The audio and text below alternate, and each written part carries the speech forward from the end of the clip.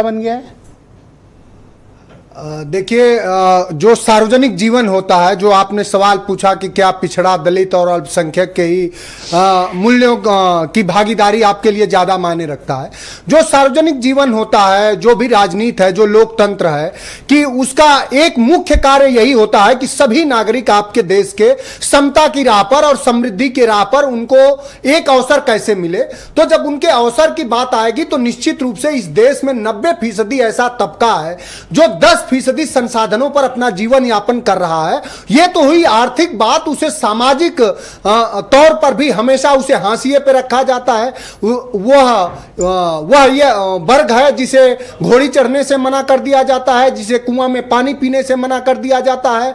वो चाहे जितना भी राजनीतिक पद पे पदासीन हो जाए, लेकिन उसके घर को गंगा जल से धुला करके अपमानित किया जाता है। वो किसी मंदिर में चला जाता है तो उसके साथ इतना सामाजिक भेद होता है कि मंदिर को भी धुलवाया जाता है। और 90% तबका के साथ ऐसा व्यवहार होता है जैसे किसी जो सामंती और वर्चस्ववादी लोग होते हैं वो अपने पाले हुए पशुओं के साथ भी इतना घिनौना व्यवहार नहीं करते हैं।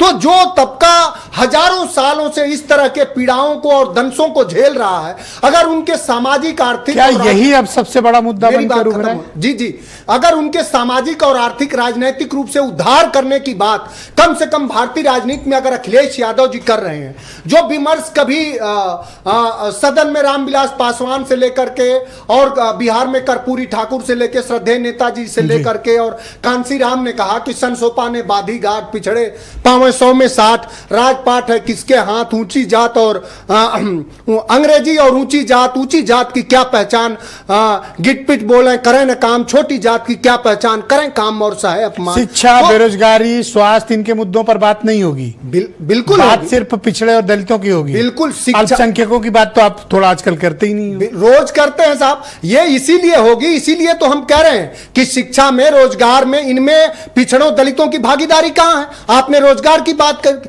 आपने शासन की बात करी। अब मैं ये पूछना चाहता हूं कि देश के 45 केंद्रीय विश्वविद्यालयों में और उत्तर प्रदेश के 32 राज्य विश्वविद्यालयों में पिछड़ों दलितों की भागीदारी क्यों नहीं है? यही बात तो हो रही है। यही तो शिक्षा में उनकी भागीदारी सुनिश्चित करके ही तो आप एक समृद्ध देश का निर्माण कर सकते हैं।